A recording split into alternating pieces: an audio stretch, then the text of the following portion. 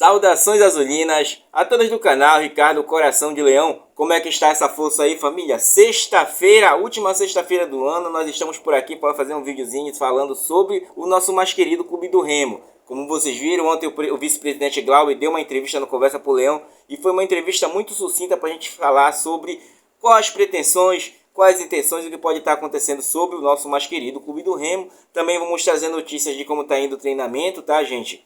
Até porque o Clube do Remo treina até o dia 29, como já falei para vocês.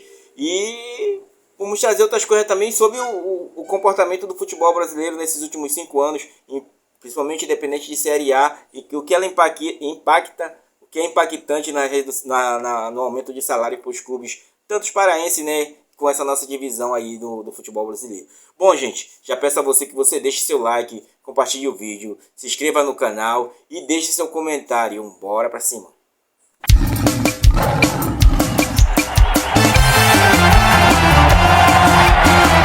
Leão! Bom, galera, já tomou chazinho hoje? Chazinho aqui de ervas aí, que seu amigo trabalha à noite e não pode tomar muito café, né? Porque eu tomo à noite com muito café e de dia eu tomo mais chá em casa para não... Vocês sabem como é, né? Quando a gente passa dos 40, já tem que reduzir algumas coisas, porque tudo que é em excesso, principalmente as coisas boas, vai ficando ruim. Bom, galera, brincadeiras à parte, espero que você esteja bem, tá? Eu tô trazendo para vocês aqui alguns detalhes que o vice-presidente deixou escapar ontem na entrevista. É muito sucinto para nós, porque o que acontece? Ele falou lá sobre as contratações, né? Inclusive quase deixa escapar quem é o próximo zagueiro que o Clube do Remo vai contratar, mas não deixou. É 2 horas de entrevista, meu irmão. É 2 horas tu falando ali, cara a cara, respondendo as perguntas dos torcedores. Ele falou sobre a reestruturação do Clube do Remo. Realmente nós não podemos negar isso. O Clube do Remo se reestruturou nos últimos anos aí, gente. Uma tal forma que a gente não vê mais aquelas ameaças que a gente sempre teve, né? De penhora, não sei o que, vende não sei o que mais para pagar, né? Eu não esqueço do caso que o Clube do Remo perdeu a rede de postos azulinos justamente por causa de pendências na Justiça do Trabalho. Então ele falou sobre isso, falou que o Clube do Remo está buscando, ainda esse ano agora, quitar algumas contas, já mandou a proposta para conseguir a certidão negativa. A certidão negativa é essa, como eu falei para vocês, o Clube do Remo não se caracteriza como time formador na CBF, né? E time formador tem um lucro maior em cima dos atletas que é formado na base, até porque você segura mais, se garante mais em contratualmente, né? Muitas vezes a gente fala da base, mas não fala que o Clube do Remo dá todas as estruturas para os jogadores. Hoje em dia consegue dar essa melhor estrutura e dos tempos para cá, gente, né? E o time do Remo é um time centenário, tá? Cabe muito bem que a gente lembre disso. Então, dos tempos para cá, o Clube do Remo dá essa estrutura para o atleta, não consegue manter o atleta lá por muito tempo, porque não tem uma estrutura para ele ficar lá dormindo, né?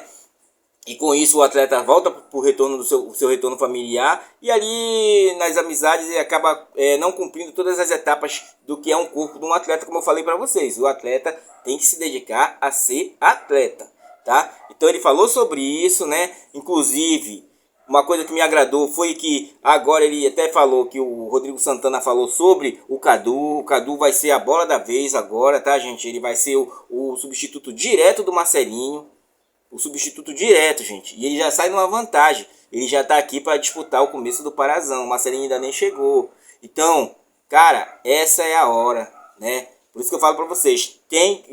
Infelizmente, no começo, você tem que se dedicar ao máximo, tá? Porque o seu corpo é seu instrumento de trabalho, tá, gente? Então isso me agradou muito. Ele falou sobre o CT, o que a gente já sabe por aqui, né?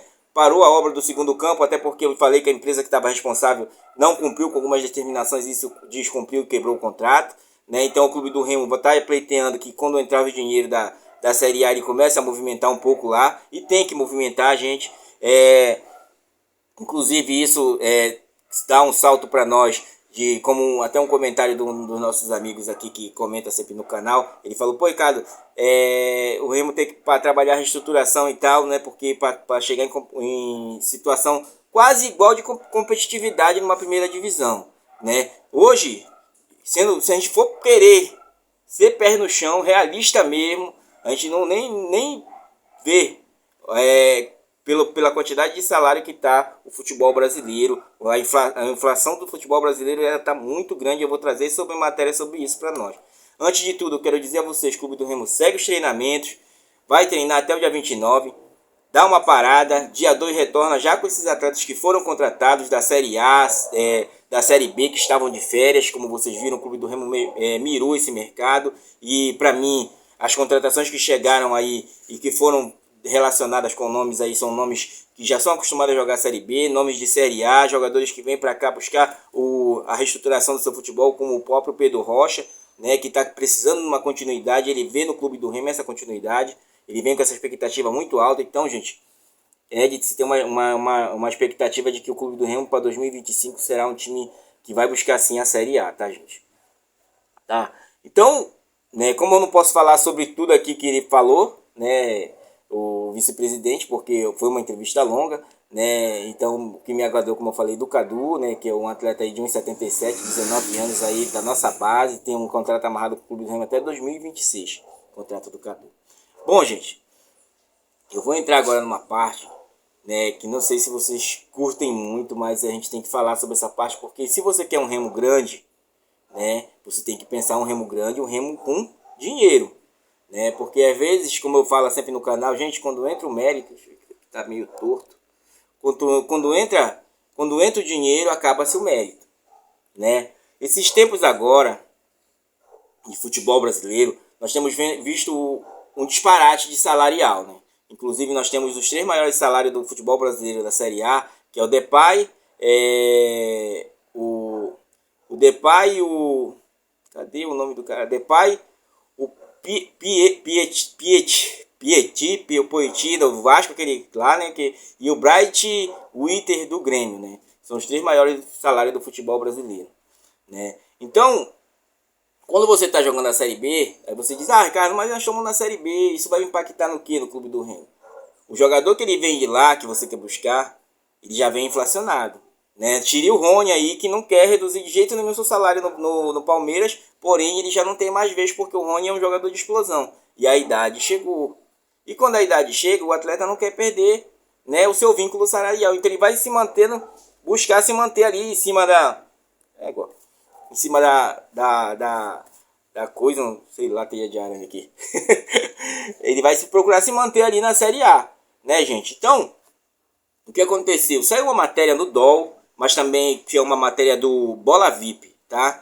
Que ela fala sobre o salário do futebol brasileiro, que aumentou nesses últimos 5 anos, numa média de 13,5, meu irmão. Você sabe o que isso representa na prática? Se você buscar igualar todos os clubes da Série A, que nós sabemos que não tem isso, tá? Nós sabemos muito bem que não tem isso, eu lembro a vocês. Não existe isso, gente. Olha, papo furado. Tá? Essa igualdade salarial, que eles tanto pleiteiam de igualdade, isso não tem. Então por isso que eu falo para vocês, mérito é isso aí? Mérito é a minha localização? Se eu estou localizado no Sul, o mérito então foi meu de nascer no Sul, ser um clube do Sul, é o meu mérito? Já começa aí, né? Então ele trouxe para nós que nos últimos 4 anos soltou de 388 a média de salário do jogador brasileiro para 669.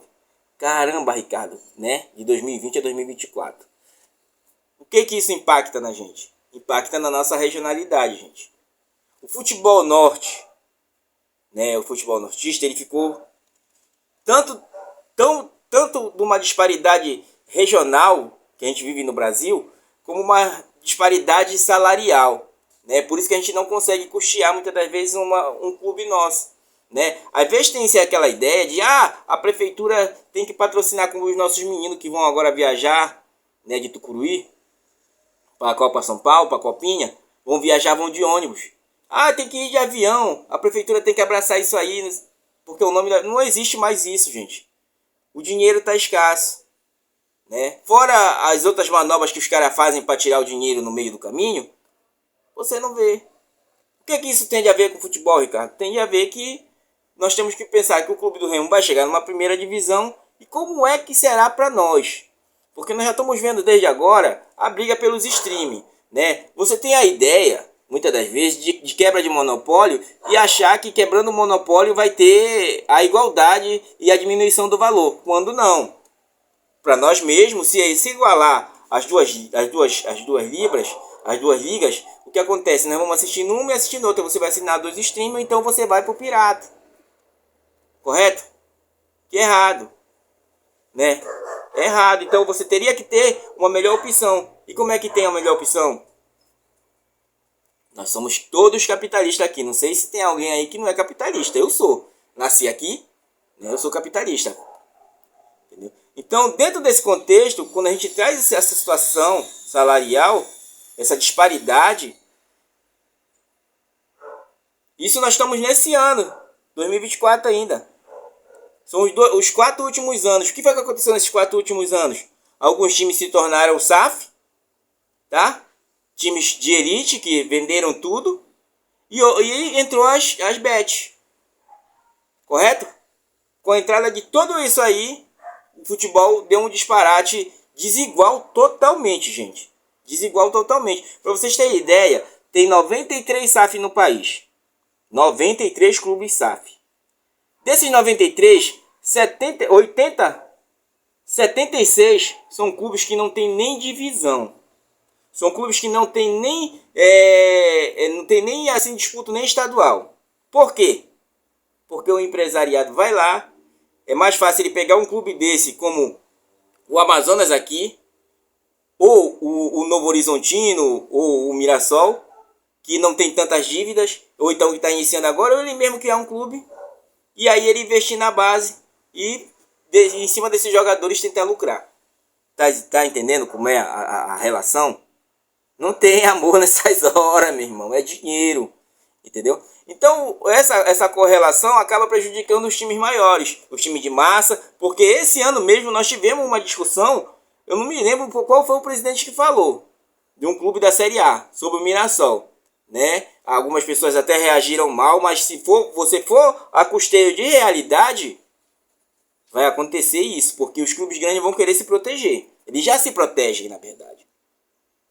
Não foi à toa essa quebra de ligas aí, não é a autoproteção dos clubes. Porque ele falou assim numa entrevista, ele disse, o Mirassol é um time aí novo, não tem torcida, né, mas está bem localizado, São Paulo. Então o que ele disse sobre isso? Ele disse, gente, não foi eu que disse. Acaba prejudicando os outros times. Porque o que ele tem a oferecer? Não tem torcida, não tem não sei o que mais. E os times grandes que tem torcida, que estão aí centenários, então os times centenários deveriam ter uma proteção, ele falou assim mesmo. Porque tendem a acabar.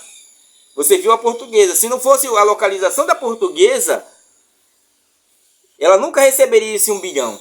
Se a Portuguesa estivesse aqui no Pará, no Acre, no Amazonas, ela nunca ia receber esse 1 bilhão para se levantar. Entendeu? Porque ela recebeu, porque ela está localizada lá em São Paulo. Porque a Copinha, o São Paulo tem a Copinha, porque ela vai ver os jogadores de todos os lugares do país vão para lá para disputar a Copinha.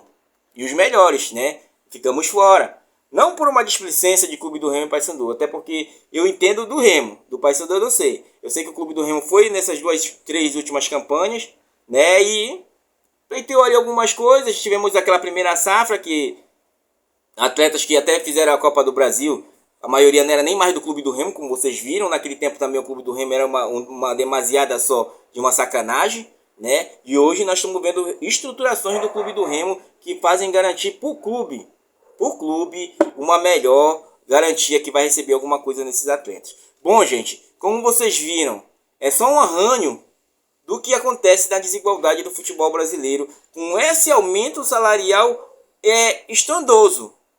Entendeu? Para vocês terem uma ideia, o Brasileirão da Série A, ele ficou paga mais bem que as ligas em intensidade, tá? Do que a Liga da Inglaterra, do que a Liga Alemã e do que a Liga Francesa em crescimento, porque eles cresceram em média, um cresceu 3,5 da Espanha, né? A Itália cresceu 2,1, para vocês tirarem uma ideia. E lá já tem uma disparidade, digamos assim, de uma melhor igualdade territorial de alguns países, que são países de primeiro mundo, que pode se dizer assim, trazendo para o custeio do que é a globalização nossa, né? Agora fica a pergunta, isso é bom? Isso é ruim? O que vai ser do futebol? Nós damos conta de bancar isso aí ou nós vamos ficar só assistindo nos streams ocasionais aí da vida? Né? Porque quando você pensar no Clube do Remo na primeira divisão, você tem que pensar no ingresso de 100 conto, meu irmão. você tem que pensar no ingresso de 100 conto. Entendeu? Você tira agora a nossa camisa. Inclusive aquela camisa verde não tá feia, meu irmão. Aquela camisa verde tá bonita aqui só. Né? Eu porque ainda não dou conta ainda, mas futuramente, se Deus quiser, aí abençoar nossa correria de todo dia. Tá? Mas, gente, é algo a se pensar. O Brasil tem o 7º salário no mundo, né, superando os Estados Unidos e México. Estados Unidos, vocês sabem que lá o dinheiro, mas só que o futebol americano também, mas quando eles levam para lá, levam a nossa velha guarda que tenta dar uma alavancada no futebol, né? Mas lá é basquete. Bom, gente, dá pra gente fazer essa reflexão sobre isso? Eu acredito que dá. Pra gente saber onde a gente está localizado, né? Porque às vezes a gente fala, vira SAF, o que vai ser? Né? Por isso que agora é por isso que a gente consegue entender que não é à toa que Don Texton pede um fair play financeiro que não vai ocorrer, gente. Infelizmente, aqui no Brasil, as pessoas primeiro elas fazem as coisas e depois elas colocam leis que vão tentar, digamos, uma busca de uma igualdade na coisa. Só que não vai existir isso, porque vocês tiram pelas ligas. Estão brigando aí pela maior fatia do bolo e não... Entendeu? Aí você imagina numa situação dessa. Um clube que viraram SAF como o Bahia. Para vocês terem ideia, a mesma SAF que comprou o Bahia comprou o Londrina. Por quê? Porque ela vai pegar o Bahia como time principal e pegar o Londrina como time que vai formar jogadores. Se ela conseguir levantar o Londrina para a Série A, ela tem 2 times na Série A. Entendeu? Dinheiro não cai do céu, gente.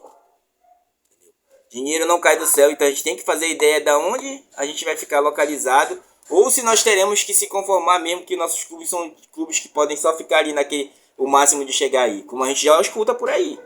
Tem canais mesmo que a gente escuta dizer, o clube do Remo e o rival são clubes para ficar ali na Série B. Por causa às vezes a nossa realidade financeira acaba pesando mais alto, tá, gente? Então, eu vi isso, me interessou bastante de querer entender o que a gente pode fazer e quais serão os nossos caminhos. Né? A gente vai continuar falando sobre isso no canal. O vídeo se alonga um pouco, porém é um vídeo sucinto de se pensar. Tá, galera? Quem chegou até aqui ao final, um forte abraço, né? Aproveite sua sexta-feira, né? Amanhã tem vídeo novamente no canal, então deixa aí que a gente vai mandar o seu abraço amanhã aqui. Então, não esqueça de comentar. Valeu, galera, até daqui a pouco.